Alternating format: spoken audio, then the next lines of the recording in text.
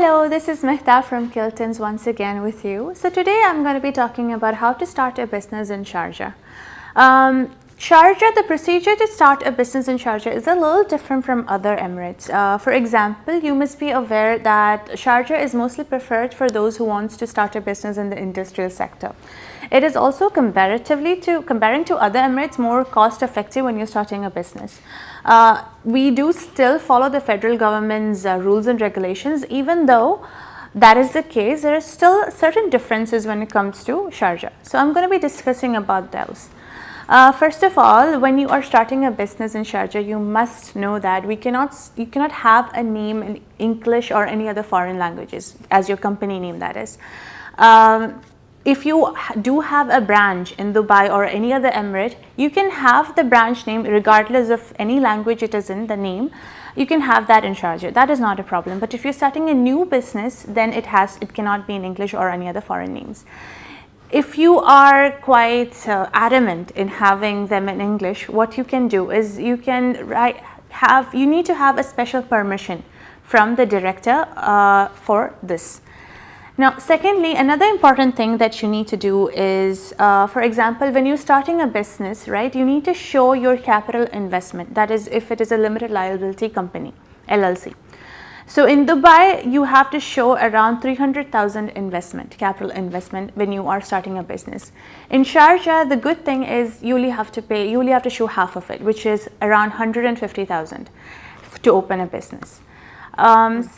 Thirdly, in Dubai, one of the biggest advantage in Dubai is that you don't necessarily require a physical space to open a business. You can start with the virtual address, In Sharjah, that is not the case, because when you are applying for your trade license, for you to complete that procedure, you need to rent out a space, which is, it can either be a shop, it can either be a warehouse or an office space, and have that tenancy contract be attested by Sharjah's municipality. Only once you have that can you only finish your trade licensing procedures. One of the key differences is that in Dubai, you can apply for a trade license without having a physical space. You can have it with a virtual address as well. That is not an issue. But in Sharjah, when you're applying for a trade license, be it a commercial or professional or industrial license, you need to have a physical premise, right? So you have to rent out an office space or a shop or a warehouse and have that tenancy contract be attested by the municipality of Sharjah. Now, also you need to have your electricity deposit as well.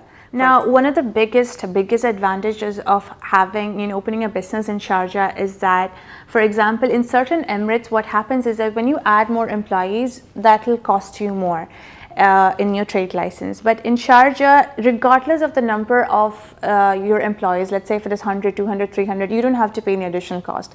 But when it comes to activities, for example, these are the set of activities that you have first, kept in your trade license, and if you want to add more, then you will have to pay additional costs. So these are some of the basic things that you need to keep in mind when you're opening a business in Sharjah. And if you have any queries regarding this, you can definitely hit us up. You can comment down below, or you can reach us at any of the numbers available on the screen, and we will definitely be getting back to you. Thank you so much for watching, and see you again in another video.